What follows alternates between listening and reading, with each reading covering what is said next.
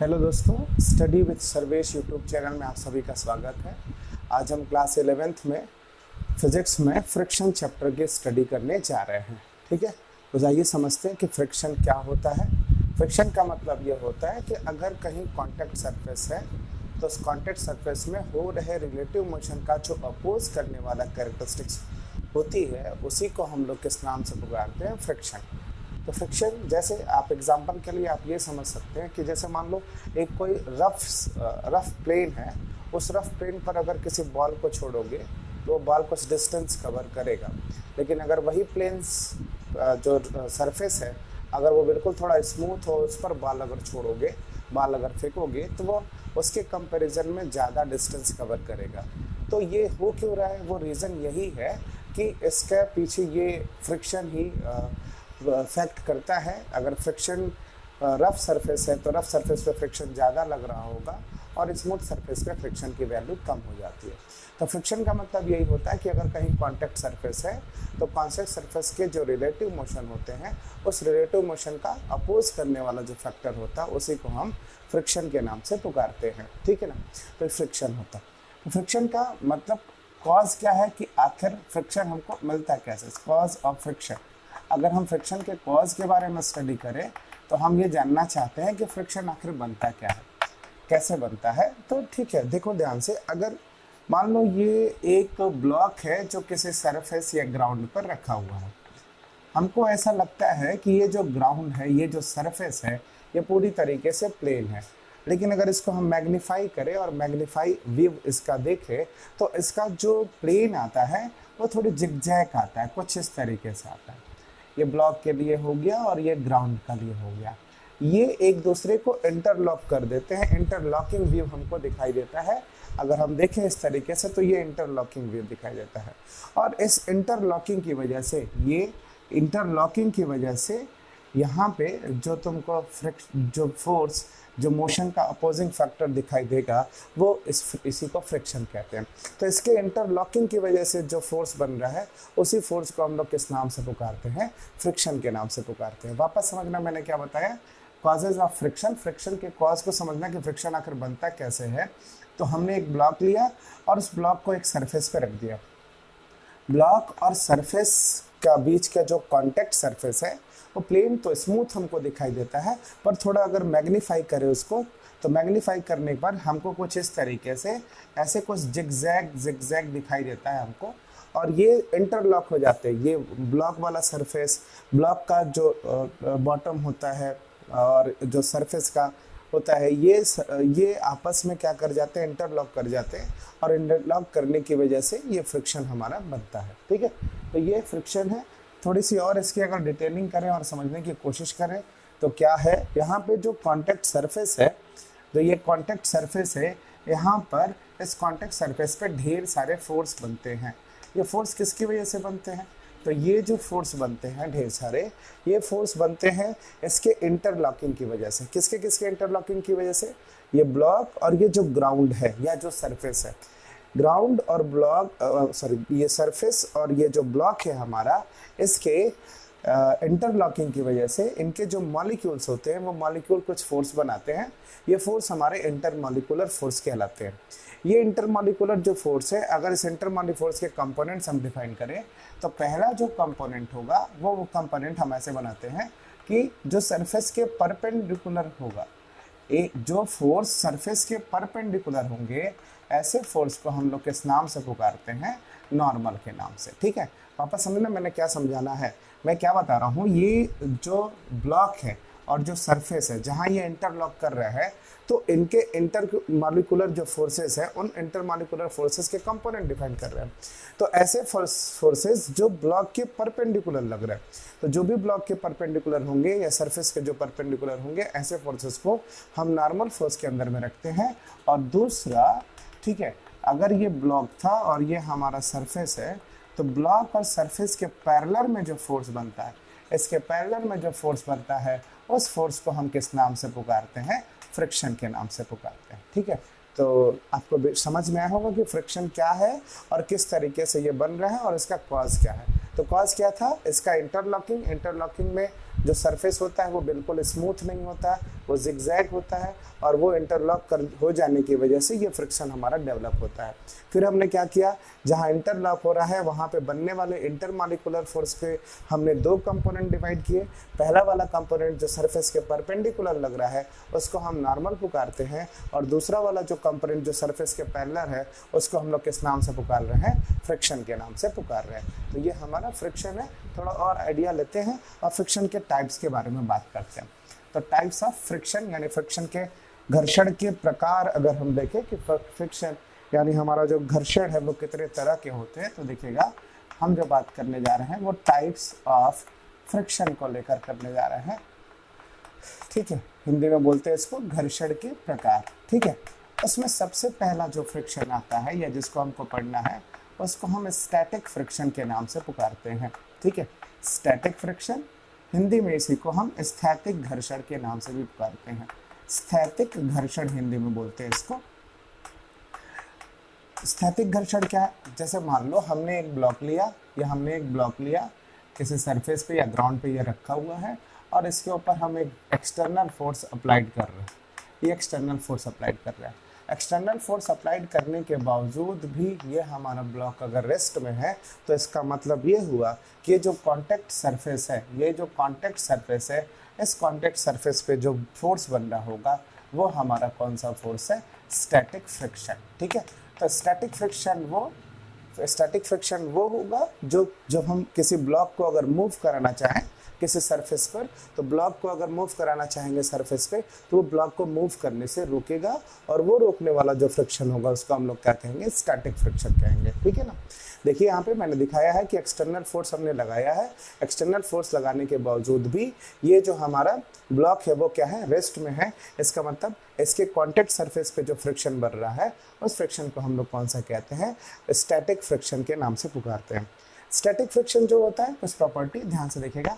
Static friction जो होता है वो प्रोपोर्शनल होता है किसके, नॉर्मल के। नॉर्मल का मतलब क्या होता है, अगर मान लीजिए ये m किलोग्राम का एक ब्लॉक है जिसका वेट किधर की तरफ काम कर रहा है, नीचे mg, तो ये इसका ऊपर है ना, फ्री बॉडी डायग्राम से ये इसका क्या हो जाएगा, नॉर्मल हो जाएगा। ठीक है, या ऐसे हम लिख सकते हैं, इसका जो फॉर्मूला बनता है स्टैटिक फ्रिक्शन का, हम ये लिख सकते हैं Fs इज लेस देन और equal to μs into m, ये फॉर्मूला बनता है। ठीक है, म्यूवेस क्या है, तो ध्यान से देखिएगा।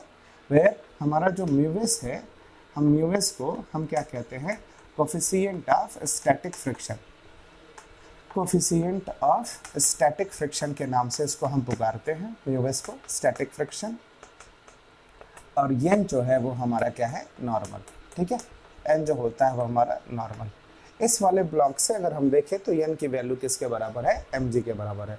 पर ये याद रखिएगा, हमेशा हर केस में n की वैल्यू mg के बराबर नहीं होती, पर इस ब्लॉक में, इस वाले केस में n जो है वो हमारा किसके बराबर होगा, mg के बराबर होगा। ठीक है, स्टैटिक फ्रिक्शन की कुछ और भी प्रॉपर्टी होती है। स्टैटिक फ्रिक्शन के अंदर जो प्रॉपर्टी होती है वो क्या होती है, तो वो सेल्फ एडजस्टिंग की होती है। स्टैटिक फ्रिक्शन जो होता है वो कैसा होता है, वो सेल्फ एडजस्टिंग होता है। सेल्फ एडजस्टिंग का मतलब क्या है, ये समझ लीजिए। जैसे मैं आपको जैसे आप एक एग्जांपल लेके थ्रू समझते हैं कि हमने क्या किया है, एक ब्लॉक रख लिया, ध्यान से देखेंगे, हमने एक ब्लॉक ले लिया है, ये हमारा एक ब्लॉक है ना। सपोज करते हैं कि ये ब्लॉक 2 किलोग्राम का है, और इसके लिए म्यूएस की वैल्यू जो है वो 0.5 है, और स्मॉल जी की जो वैल्यू है वो 10 मीटर पर सेकेंड स्क्वायर है। ठीक है, ये इस तरीके से रखा हुआ है, और इसके ऊपर हम एक एक्सटर्नल फोर्स क्या कर रहे हैं, अप्लाइड कर रहे हैं। ठीक है, हम क्या करते हैं, पहले इसका नॉर्मल निकाल लेते हैं। इस वाले ब्लॉक का हम क्या करने जा रहे हैं, नॉर्मल निकालने जा रहे हैं। ठीक है, देखिएगा ध्यान से। तो हम इस ब्लॉक का नॉर्मल निकालने जा रहे हैं। तो नॉर्मल अगर निकालें तो नॉर्मल की वैल्यू एवरीडी बनाएंगे, तो नॉर्मल ऊपर जाएगा, वेट नीचे जाएगा, वेट कितना हो जाएगा, 2g। ठीक है ना, तो ये 2g हो जाएगा, और g की वैल्यू जो है वो हमारी 10 है, तो ये हमारा नॉर्मल हो जाएगा 20 न्यूटन।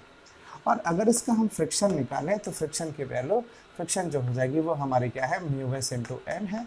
तो म्यूएस की वैल्यू हम देख रहे हैं हमारा 0.5 है, और एन की वैल्यू 20 है। तो एफ एस की वैल्यू कितनी आई, मल्टीप्लाई करेंगे, 0 से डेसिमल हट जाएगा, 5 का 2 में मल्टीप्लाई करेंगे तो वो हमारा कितना हो जाएगा, 10 हो जाएगा।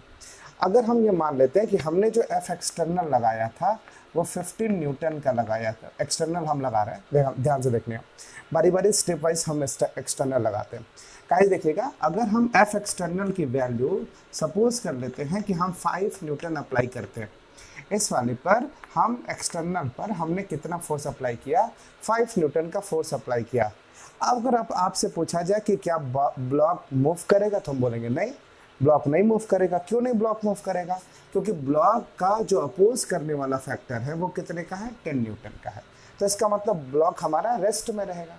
रेस्ट में होने का मतलब यह है कि अगर तुमने एक्सटर्नल इस ब्लॉक पर 5 न्यूटन का लगाया है, अगर एक्सटर्नल इस पर 5 न्यूटन का लगाया है, तो रेस्ट में रहने के लिए ये इसका जो स्टैटिक फ्रिक्शन होगा वो भी अपने आप को कितने पर एडजस्ट करेगा, 5 न्यूटन पर एडजस्ट करेगा। तभी ये दोनों मिलके आपस में कैंसिल आउट होंगे और ये ब्लॉक की वैल्यू किसके बराबर हो जाएगी, मतलब रेस्ट पोजीशन में होगा, नेट फोर्स इसकी वैल्यू 0 हो जाएगी। ठीक है, अगर तुम एफ एक्सटर्नल की वैल्यू कितनी कर दो, अगर तुम एफ एक्सटर्नल की वैल्यू तुमने 10 न्यूटन कर दी है, तो 10 न्यूटन करोगे, सॉरी 10 न्यूटन, 10 से थोड़ी कम कर लेते, एक बार 8 न्यूटन कर लेते हैं, और 8 न्यूटन लगा के इस ब्लॉक को तुम मूव कराना चाहते हो, तो भी हम देखते हैं ये ब्लॉक मूव नहीं करता है। ठीक है, क्यों? रेस्ट में है। रेस्ट में होने का मतलब ये है कि एफ एस ने भी अपने आप को कितना कर लिया होगा, 8 न्यूटन कर लिया होगा, क्योंकि ये वाला 8 न्यूटन इसको इधर की तरफ मूव करा रहा है और ये फ्रिक्शन इसको इधर की तरफ, तो ये प्लस ये दोनों एक दूसरे के अपोजिट फोर्सेस हैं, कैंसिल आउट होंगे और नेट वैल्यू कितनी हो जाएगी, 0 हो जाएगी। तो इस तरीके से हम देख रहे हैं कि ये जो हमारा ये स्टैटिक जो फ्रिक्शन है, एफएस जो है वो बार बार अपनी वैल्यू को क्या कर रहा है, चेंज कर रहा है। इसलिए हम कहते हैं कि जो हमारा एफएस होता है वो सेल्फ एडजस्टिंग होता है। ठीक है, कब तक ये वैल्यू अपनी इस तरीके से एडजस्ट करेगा, जब तक ये अपने मैक्सिमम वैल्यू को अटेन नहीं कर लेता। अब इसकी मैक्सिमम वैल्यू है कितनी इस क्वेश्चन में, अब इसकी मैक्सिमम वैल्यू जो है वो कितनी है, 10 न्यूटन है। स्टैटिक फ्रिक्शन की वैल्यू जो है वो कितनी है, हमारी 10 न्यूटन है। तो जब भी स्टैटिक फ्रिक्शन अपने मैक्सिमम वैल्यू को पा लेता है, मैक्सिमम वैल्यू को अटेन कर लेता है, तो उस फ्रिक्शन को हम लोग लिमिटिंग फ्रिक्शन के नाम से पुकारते हैं, लिमिटिंग फ्रिक्शन। ठीक है ना, ध्यान से देखिएगा, जब भी हमारा ये फ्रिक्शन जो है अगर वो हमारे मैक्सिमम वैल्यू को अटेन कर लेता है, स्टैटिक फ्रिक्शन अगर हमारी मैक्सिमम वैल्यू को अटेन कर लेता है, तो मैक्सिमम वैल्यू अटेन करने के बाद वो हमारा स्टैटिक फ्रिक्शन है, वो हमारा लिमिटिंग फ्रिक्शन कहलाने लगता है। ठीक है, लिमिटिंग फ्रिक्शन का मतलब ये कि वो मैक्सिमम वैल्यू जहाँ तक स्टैटिक फ्रिक्शन होल्ड करेगा, मतलब ऑब्जेक्ट वहां तक तो रेस्ट में रहेगा, लेकिन उसके बाद जो ऑब्जेक्ट रहेगा वो हमारा ऑब्जेक्ट मोशन के अंदर आ जाएगा। ठीक है, तो ये कुछ प्रॉपर्टी रही हमारे किसके, स्टैटिक फ्रिक्शन की। स्टैटिक फ्रिक्शन हमारा है कितना, तो हम ये देखते हैं कि स्टैटिक फ्रिक्शन जो है वो हमारा 0 से शुरू होकर और म्यू एस एन तक जाता है, म्यू एस एन तक जाता है, एन लिखते हैं, है ना, म्यू एस एन तक जाता है, ये हमारा स्टैटिक फ्रिक्शन हुआ। ठीक है, तो वापस सपोज कर समझ लेते हैं एक बार फिर से, स्टैटिक फ्रिक्शन किसको बोलते हैं।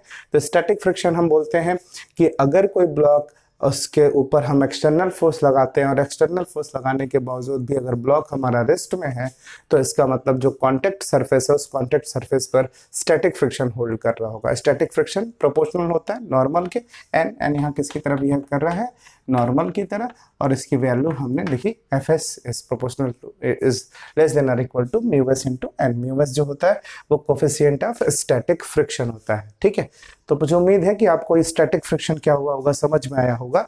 ठीक, इसके बाद स्टैटिक फ्रिक्शन के बाद जो हमको टॉपिक समझना है वो हमारा काइनेटिक फ्रिक्शन है। ये दूसरा टाइप होगा हमारा काइनेटिक फ्रिक्शन। तो समझते हैं कि काइनेटिक फ्रिक्शन क्या होता है।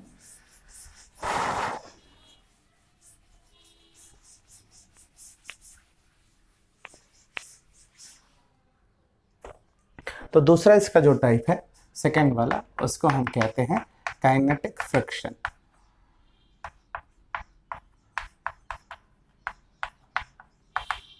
हिंदी में इसको कहते हैं हम लोग गतिज घर्षण। काइनेटिक फ्रिक्शन क्या होता है, तो अगर हम ये समझे कि काइनेटिक फ्रिक्शन के बारे में, जब ऑब्जेक्ट हमारा मोशन शुरू कर देता है, ठीक है ना, ऐसे अगर हमने ये सरफेस से ले लिया और इस सरफेस के ऊपर हमने क्या लगा दिया, एक ब्लॉक रख लिया, और ब्लॉक के ऊपर हमने एक एक्सटर्नल फोर्स लगा दिया है, और एक्सटर्नल फोर्स लगाने के बाद ये अगर ब्लॉक हमारा क्या करने लगा है, मूव करने लगा है, तो उस कंडीशन में जो हमारा जो फ्रिक्शन बनेगा यहाँ पे अपोज फैक्टर वाला होगा, उसको हम लोग कहते हैं काइनेटिक फ्रिक्शन, है ना। काइनेटिक फ्रिक्शन जो होगा एफ के, है ना, इज इक्वल टू म्यू के इंटू एन, इसकी वैल्यू हो जाएगी हमारी, ठीक है ना। वेयर म्यू के क्या है, तो वेयर म्यू के is coefficient of kinetic friction है, कोफिशिएंट ऑफ काइनेटिक फ्रिक्शन इसको हम बोलते हैं, ठीक है। और एन हमारा क्या है, नॉर्मल है, ठीक है। तो ये आपको ध्यान में रखना है। एक चीज और याद रखना है कि हमारा जो काइनेटिक फ्रिक्शन है, जो एफ के है, वो हमेशा कैसा रहता है, इज ऑलवेज कांस्टेंट, हमेशा ये रहेगा कांस्टेंट। अभी थोड़ी देर पहले हमने ये देखा था कि हमारा जो स्टैटिक फ्रिक्शन थी उसकी वैल्यू बार बार क्या हो रही थी, चेंज हो रही थी, पर जो हमारा काइनेटिक फ्रिक्शन है उसकी वैल्यू हमारी होती है वो हमेशा कांस्टेंट रहती है। एक ग्राफ की मदद से हम समझने की कोशिश करते हैं कि क्या है इसके बीच में रिलेशंस और किस तरीके से ये बिहेव करते हैं। तो देखिएगा इस तरीके का ग्राफ अगर हम देखें तो ये जो है वो हमारा क्या किसको रिप्रेजेंट कर रहा है, तो ये जो है वो हम फोर्स को रिप्रेजेंट कर रहे हैं, ये वाली एक्स वाली एक्सिस, और जो वाई वाली एक्सिस है वो फोर्स ऑफ फ्रिक्शन या फ्रिक्शन फोर्स के बारे में बात कर रहा है, ठीक है ना, या फ्रिक्शन को बता रहा है ये वाली वाई वाली एक्सिस, ठीक है। तो शुरू में हम क्या देखते थे, शुरू में जैसे जैसे हम जब ब्लॉक हमारा रेस्ट में था तो शुरू में हम क्या करते थे, जैसे एक्सटर्नल फोर्स की वैल्यू इंक्रीज कर रहे थे, फ्रिक्शन की वैल्यू भी, स्टैटिक फ्रिक्शन की वैल्यू भी क्या कर रही थी, इंक्रीज कर रही थी। तो उस तरीके से force is directly proportional to जो हो जाता था स्टैटिक फ्रिक्शन हो जाता था, एक पर्टिकुलर लिमिट तक हो जाती थी। ये हमारे अप्लाइड फोर्स है, मैं यहाँ पे लिख देता हूँ कि ये हमारा जो है वो अप्लाइड फोर्स है। तो ये अपनी मैक्सिमम वैल्यू तक इंक्रीज करता था और उसके बाद यहाँ पे मैक्सिमम वैल्यू अटेन करने के बाद ये वाली जो वैल्यू हो जाती है, इसके बाद थोड़ा सा स्लाइड करने के बाद एक कांस्टेंट वैल्यू ये क्या कर लेते हैं, बना लेते हैं, ठीक है। ये जो इसकी मैक्सिमम लिमिट है, ये वाली जो मैक्सिमम लिमिट है, इस वाले को हम लोग क्या कहते हैं, इस वाले को हम किस नाम से पुकारते हैं, तो इसको हमने जिस नाम से पुकारा उसको हम कहते हैं लिमिटिंग फ्रिक्शन। तो ये जो होता है वो हमारा लिमिटिंग फ्रिक्शन कहलाता है, लिमिटिंग फ्रिक्शन। और ये जो कांस्टेंट वाली जो वैल्यू है, ये कांस्टेंट जो कर्व दिखा रहा है, ये हमारा होता है काइनेटिक फ्रिक्शन, काइनेटिक फ्रिक्शन हो जाता है, ठीक है। और ये जो वैल्यू यहाँ तक इंक्रीज कर रही है, जैसे ये ओ, इसका नाम दे दिया ए, इसका नाम दे दिया बी और इसका नाम दे दिया सी, तो ओ से ए तक जो वैल्यू है वो हमारा किसको रिप्रेजेंट करता है, तो वो हमारा स्टैटिक फ्रिक्शन को रिप्रेजेंट करता है, ठीक है। तो इस ग्राफ से क्लियर है कि स्टैटिक फ्रिक्शन फोर्स के साथ वेरी करता है मैक्सिमम वैल्यू तक, और जो मैक्सिमम वैल्यू है वो उसकी क्या कहलाएगी, लिमिटिंग फ्रिक्शन कहलाएगी। उसके बाद फिर बी से सी तक बिल्कुल कांस्टेंट है, जैसा हमने शुरू में ही पढ़ा कि जो काइनेटिक फ्रिक्शन होता है वो कांस्टेंट होता है। ए से बी में थोड़ी सी ग्राफ जो है वो थोड़ी सी नीचे स्लाइड की गई थोड़ी सी, रीज़न उसके पीछे ये है क्योंकि हमारा जो स्टैटिक फ्रिक्शन होता है वो स्लाइटली काइनेटिक फ्रिक्शन से थोड़ा क्या होता है, अधिक होता है, तो इसलिए ये ग्राफ थोड़ा सा क्या है, नीचे है, स्लाइटली डाउन डाउन है, ठीक है। तो ये आपको याद रखना चाहिए। तो ये सारे के सारे नेचर हैं। जो ओ ए है हमारा वो किसको रिप्रेजेंट कर रहा है, तो ओ ए ग्राफ जो है वो हमारा स्टैटिक फ्रिक्शन को रिप्रेजेंट कर रहा है, स्टैटिक फ्रिक्शन को रिप्रेजेंट कर रहा है। ग्राफ का पॉइंट जो ए है वो हमारा स्टैटिक फ्रिक्शन की मैक्सिमम वैल्यू को रिप्रेजेंट कर रहा है, जिसको हम लोग लिमिटिंग फ्रिक्शन कहेंगे, लिमिटिंग फ्रिक्शन कहेंगे।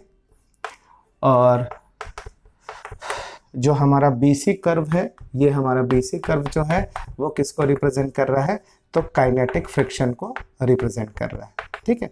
तो इस तरीके से हम ग्राफ फ्रिक्शन के कुछ बेसिक प्रॉपर्टी सीखे, फ्रिक्शन के दोनों टाइप सीखे इस तरीके से ग्राफ से, ठीक है। आइए इस पे हम लोग कुछ क्वेश्चन सॉल्व करेंगे, फ्रिक्शन के ऊपर कुछ न्यूमेरिकल सॉल्व करते हैं। एक क्वेश्चन सॉल्व करते हैं हम लोग इस तरीके से। हमसे पूछ रहा है find the net pulling force so that the block just move. Block को जस्ट मूव कराने के लिए हमको कितना फोर्स चाहिए, ब्लॉक को जस्ट मूव कराने के लिए। तो ये हमारे फोर्स अप्लाइड हुए हैं। हम इसका एफबीडी बनाते हैं। एफबीडी आप समझिए कैसे बनेगा इसका। तो ये मास, ये ब्लॉक है जो कि m किलोग्राम का है। इसका वेट जो होगा वो किधर की तरफ, mg नीचे की तरफ, और इसका जो नॉर्मल होगा वो किधर की तरफ हो जाएगा, ऊपर की तरफ, है ना। इस एफ फोर्स को जो थीटा एंगल पर लगा हुआ, अगर उसके कंपोनेंट निकाले तो ये वाला जो कंपोनेंट हो जाएगा वो हमारा क्या हो जाएगा, एफ कॉस थीटा, और ये वाला जो कंपोनेंट हो जाएगा वो हमारा हो जाएगा, ये वाला जो कंपोनेंट होगा, ये वाला कंपोनेंट हमारा हो जाएगा एफ साइन थीटा, ये कंपोनेंट हो जाएगा। अगर आप इस सारे कंपोनेंट को देखिए और फोर्स को इक्वल करिए, तो अगर आप देखें तो सबसे पहले हम ये वर्टिकल वाले फोर्स को अगर इक्वेट करें, तो इक्वेट करेंगे तो हमको क्या मिलेगा, कायदे से देखिएगा। अगर हम देखें तो mg जो है वो नीचे की तरफ काम कर रहा है, और ऊपर की तरफ जो हमको दिख रहा है वो नॉर्मल दिख रहा है, और ये हमारा एक एफ साइन थीटा फोर्स दिख रहा है। तो हम क्या लिख सकते हैं, हम कुछ इस तरीके से लिख सकते हैं, mg is equal to normal और प्लस हमारा एफ साइन थीटा, ये वैल्यू हो गई हमारी, ठीक है। अगर हम n की वैल्यू यहाँ से कैलकुलेट करें तो n इज इक्वल टू कितना हो जाएगा, हमारा हो जाएगा mg minus F sine theta, ठीक है। और अगर हम फ्रिक्शन की वैल्यू कैलकुलेट किए सरफेस पे, ये सरफेस पे कितना फ्रिक्शन काम करेगा, तो नॉर्मल हमको मिल गया है। फ्रिक्शन की वैल्यू हमको पता है, जो लिमिटिंग फ्रिक्शन होती है वो वैल्यू किसके बराबर होती है, तो वो होती है हमारी म्यू इंटू नॉर्मल होती है। तो F L is equal to कितना हो जाएगा, म्यू, और नॉर्मल की वैल्यू कितनी, हम ये दिया हुआ हमको M G minus F sine theta, ये हमको फ्रिक्शन की वैल्यू मिल गई। तो ये हमको लिमिटिंग फ्रिक्शन की वैल्यू मिल गई। हमसे क्वेश्चन में क्या पूछ रहा है, हमसे क्वेश्चन में पूछ रहा है कि ब्लॉक को जस्ट मूव कराने के लिए कितनी वैल्यू चाहिए। तो ब्लॉक को हमको इधर की तरफ मूव कराना है, और ब्लॉक को इधर की तरफ मूव कराने के लिए जो हमारे पास फोर्स है वो हमारा क्या है, एफ कॉस थीटा है। तो ब्लॉक को जस्ट मूव कराने के लिए ये जरूरी है कि एफ कॉस थीटा की वैल्यू क्या होनी चाहिए, बड़ी होनी चाहिए, किसके कंपैरिजन में, एफ एल के, यानी फ्रिक्शन के कंपैरिजन में ये वैल्यू हमारी क्या होनी चाहिए,